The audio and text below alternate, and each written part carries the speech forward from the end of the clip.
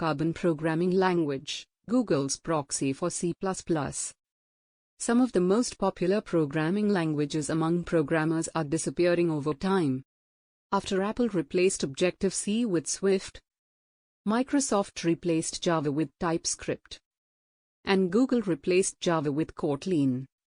Google is the next on the list to take on the most difficult task of them all, C++.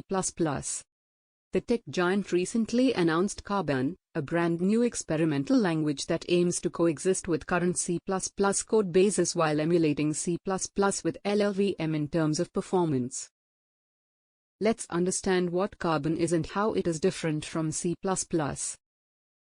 We are all aware of how crucial C++ is for several code bases. The programming language has been used since 1983, and during that time, it has built up a significant amount of technical debt. When it comes to creating high-performance low-level systems, it is by far the most widely used language. It is very difficult to alter and establish technology. Thus, C++ has to emphasize standardization more than changing the design to suit the demands of contemporary developers. C++'s designer once remarked that a smaller, cleaner language exists within C++ that is trying to solve the issue by improving C++.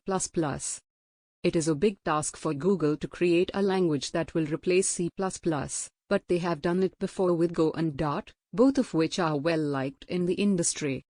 At the moment, Carbon lacks a nice logo or mascot, but it may do so in the future.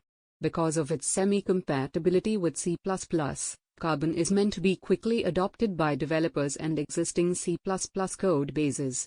This allows you to utilize Carbon with existing C++ libraries or the other way around. Can Carbon compete with C++?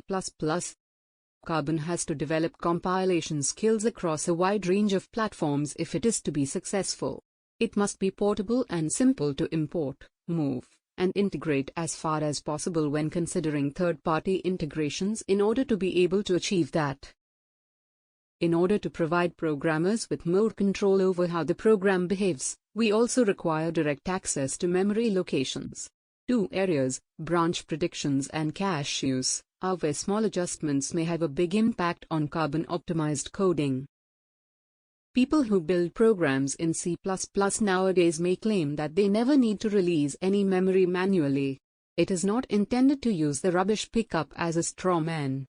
No matter how technically and surgically efficient the smart pointing path is, the hardware thread you need to make this compilation work will still be slowed down and function less efficiently.